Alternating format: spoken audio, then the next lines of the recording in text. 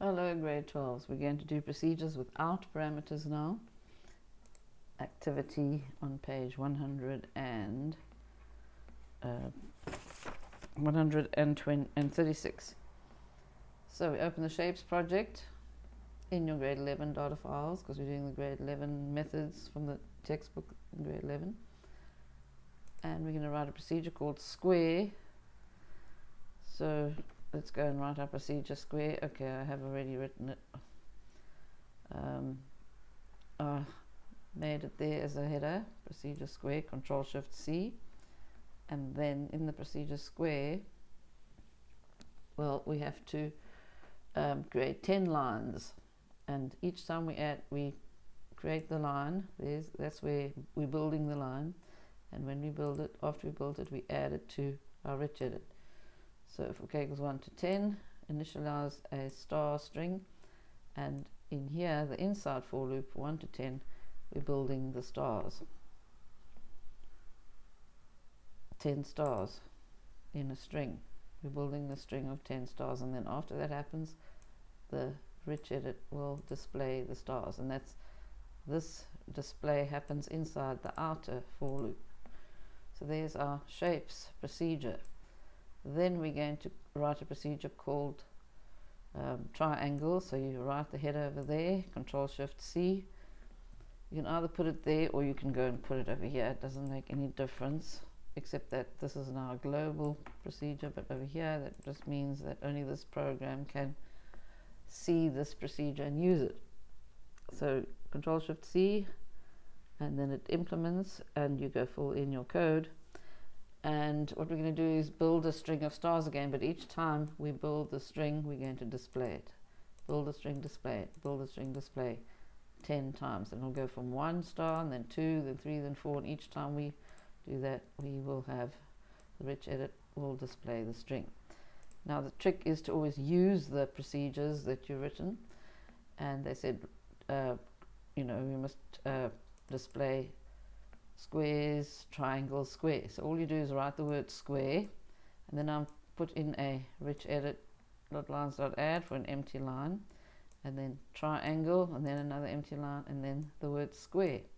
And that is how you use the procedures, and that will work perfectly fine. Okay. It's very important to know how to do this, so go back to the video and look at it if you've forgotten. Right, now the next activity we have to do is a little bit more tricky. It is the activity on the next page, 6.2.5. I've got to open the unique numbers folder. I've got to open the program in the unique numbers folder, and we're going to generate 10 unique numbers in the range 10 to 99 and store them in an array. So this is quite a tricky algorithm. Let me just open the program quickly.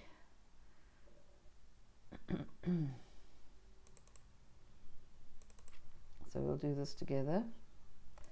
Right, so they wanted to write a procedure called generate. So they've put the header there already for us, and then Control-Shift-C, they implemented. We have a global array here.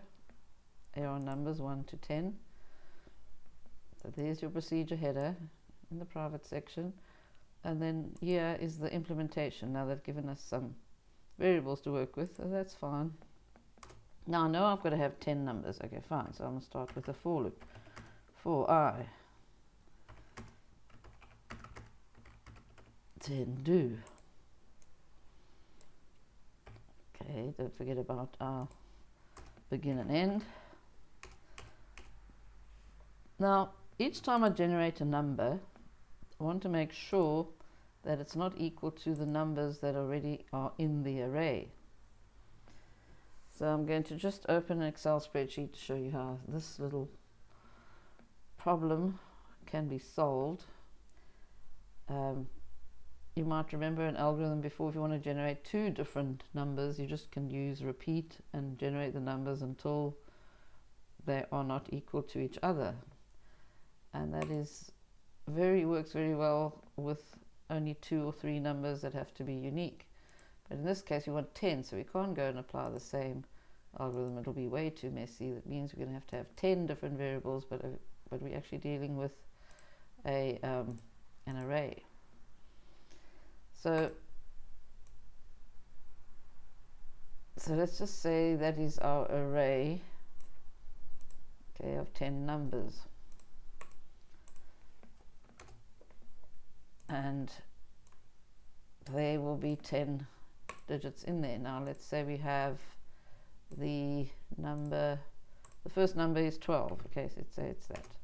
When you generate the second number, we've got to make sure it's not equal to 12. Okay, so fine. And then you do the third number. If the third number is equal to either one of those two, then we have to go and generate another number and carry on until we find a number that's not equal to the previous two.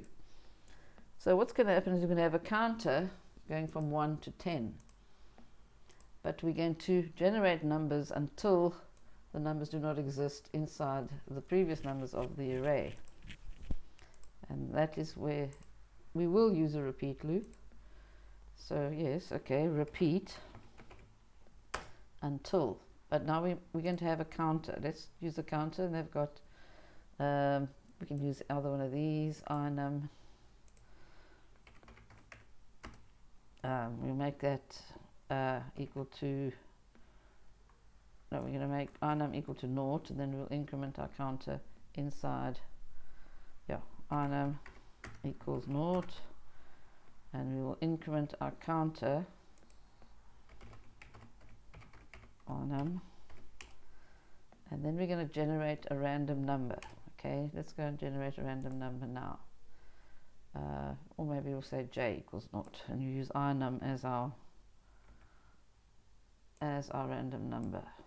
So let's say inum equals random range, and it must be in the range from 10 to 99, so it'll be 10, 100.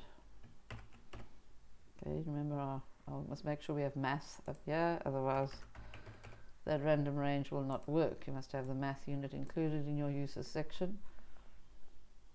Alright, now we're going to ask the question if, oh yes, we're going to go through the array. Okay,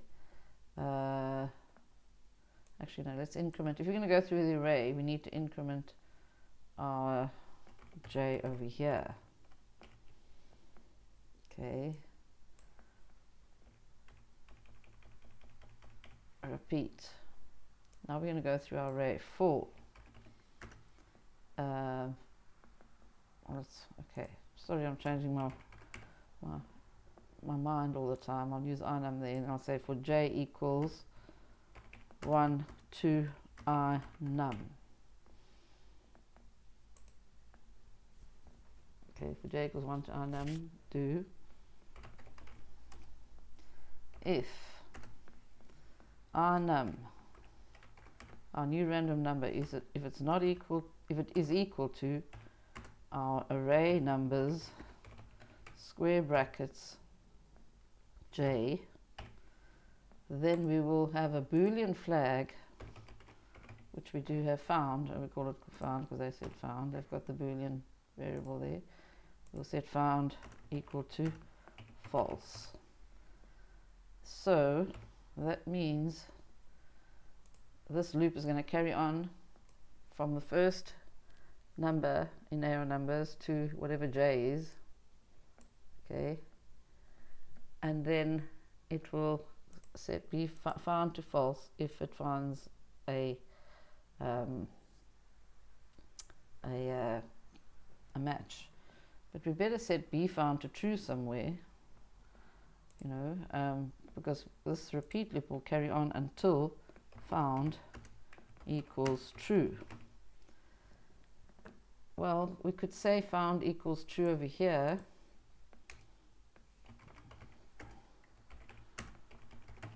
Okay, we're going to assume that the number is unique, but then we'll go and double check to see that it isn't, if it is unique. And if it is, we'll set found to false. And if found is false, then you've got to go generate a random number, set found to true, go through all of this for loop, checking to see if it does match. If it is, then we'll set it to false. And then the process will go and say, oh, but found is false. So we have to go and get another number, set found to true, go from 1 to whatever inum is. Inum is our number that we are going to use in our, actually we might not even use that there, no. Increment inum. No, inum is no, let's just leave this out. Let's see if it works without this. But over here, we are going to set ARR numbers, box number I, which is this for loop over here. We're going to make that equal to inum. And this is the outside for loop. So let's go and trace through our we're going to trace through this in our minds, okay? I is 1, right? We know we're going to go and put box number 1, the array is going to be whatever, the array box number 1, because that's I, is going to be whatever the number is. So, okay, fine. So we generate a random number, okay, from the right range in our repeat loop. We say found equals true, then we go from 1, but not to inum, no. We have to have a counter that's going to count how many numbers we have so far. So I've used I and J and inum. I'm going to use another integer I count. And how are we going to determine how many numbers we have so far? So, well, we know that I is going to be going from 1. Okay, so we've got the first number. So over here, how many numbers do we have so far in our box? So we generate the first number, okay? That will always be unique. Let's go and see what happens with the first number, right? Generate the first number, I is 1, we generate the first number, found is true, and for J equals 1 to I. Okay, I is 1.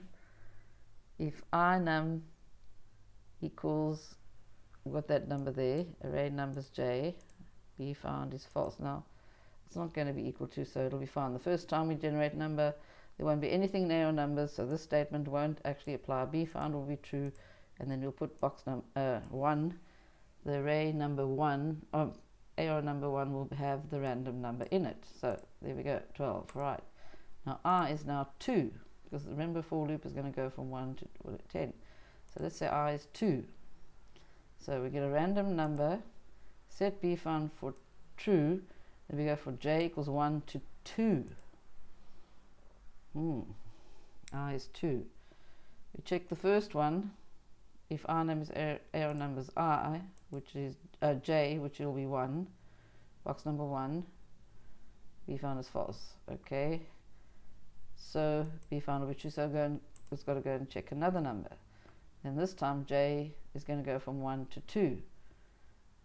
I mean, no, it's actually going to go from, this for loop is going to happen. So it's a for loop, repeat loop, for loop. In this for loop over here, J will go from 1, check box number 1, okay, then J will be 2, and there's nothing in box number 2 anyway, so that's fine. So we will go, and then if box number 1 has got 12 in it, okay, and let's say the number is 12 again, so J is going to go from 1 to 2, inum is 12, but it sees that inum is the same as box number 1, so B found will be false, so we generate another number that has, and box number 2 will be empty anyway, so it's going to keep going from 1 to whatever I is, which is 2. If inum equals AR numbers J, which would be box number 1, it's not true, then it looks at box number 2, 2 is empty anyway, so therefore B found will stay true, and then the repeat loop will end, and then we can put AR numbers box number 2, you can fill that with the random number. Okay, now for I equals 3, okay, let's say we have the random number 2058. Right, for I equals 3, you go here to the top, and we get another random number. Let's say it's equal to the number 12. Okay, let's say our number is 12. B found is true. J goes from 1 to 3. First is going to look in box number 1. It's 12, so B found is false. And the loop will continue to the other two, 1, 2, and 3. Check the others as well. And B found is still set to false, so nothing will change there. And then that loop is going to go back to here.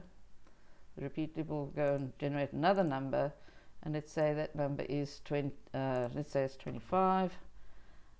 We've got I equal 3, and J is going to go from 1 to 3. Check the first box. Is it equal to that one? No. Then it checks the second one. No. So B found is still true. It'll check the third one, but third is empty anyway, so B found is still true. So therefore, B found will be true, and the number will go into its box. Now I'm assuming that this is going to work, and we can test it out later on. Right, you might want to make some changes to that.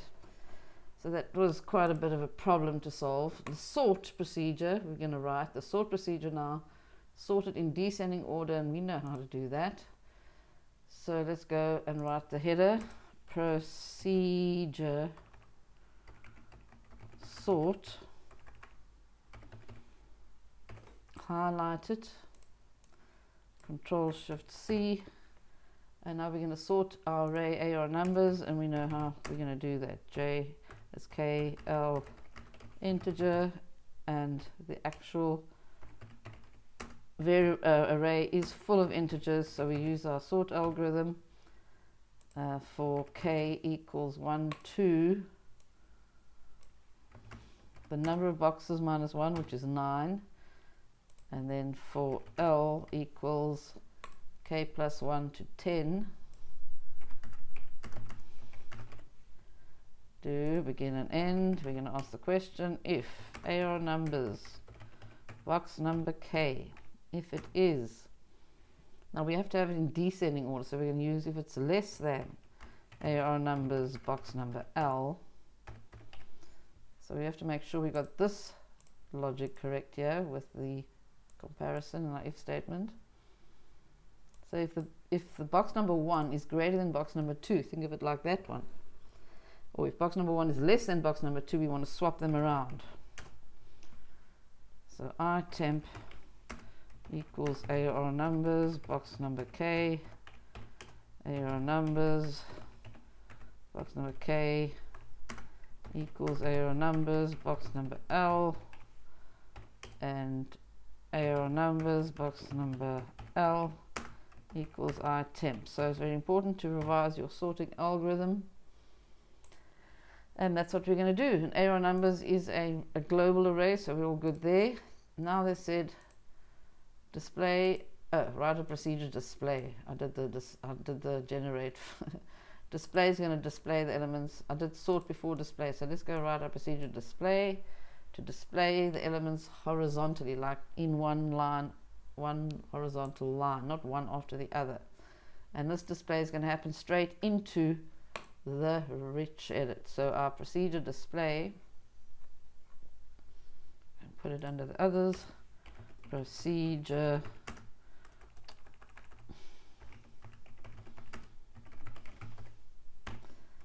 highlight, Control-Shift-C, and now we're going to build a string. So whenever you're going to go and display something horizontally in a rich edit, just remember you're going to build a string. Initialize your string to empty string, and then we're going to say for K equals, we've got to have a for loop. Remember, we're going to use a for loop to go through every single box of an array, or every single index of an array, if you want to call it. Index is box 1, 2, 10, do slan equals slan plus AR into string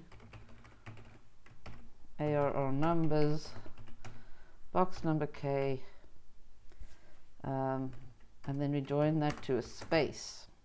You want to have the numbers separated from each other, otherwise it's not going to look very good, is it? But we've built a string, we haven't actually displayed anything yet, we've got to remember to do that. And that rich edit is called red display. dot lines dot add s line. Right, so we've written the procedure display. That should work pretty good. We're now going to go to the main event, which is the on-click event, where we're going to follow this order of coding. We're going to first call the generate procedure, then the display procedure, then the sort this procedure, and then the display procedure again. Now they said display with an appropriate message. In other words, display unsorted and sorted. The word unsorted and the word sorted. So we've got to do that with the messages. So let's go to our determine button. That's it. First they said we must call the generate procedure. So generate. That's it. That's how you call it. Then they say you must display original array with message. So fine, I'm going to already display lines.add. We're going to say unsorted numbers, and then we're going to call the procedure display. Okay, we've got a procedure display, and then we're going to have another rich edit statement, sorted numbers, and then we will call the procedure sort, and then we will call the procedure display. Now that is the trick, using the methods, you know, in the way that we're supposed to. Now sort, we already wrote it, it's sorting, it's doing it all, and then just, you know, then we call the procedure display. Now if you read it like that, some of you might decide, oh, I better go and generate numbers now, forgetting that you've actually done the work. And then, oh, we must write a display. Now I must display the array. So you forget that you actually wrote a display procedure that actually displays the array. Whether it's sorted or not, this procedure will display the array. So you don't go and write it again. And then over here, sorting the elements. And then you think, oh, well, I must go and sort. No, you don't have to sort because you already wrote a procedure called sort. And then it says here, okay, display with a message. Well, you get confused. Oh, I've got to put a message in. No, you just write the message first, and then you call the display procedure. So that is it. So we're going to run it and see if my getting all these unique numbers actually works. I've got an error here. All right, it's just a colon that shouldn't be there.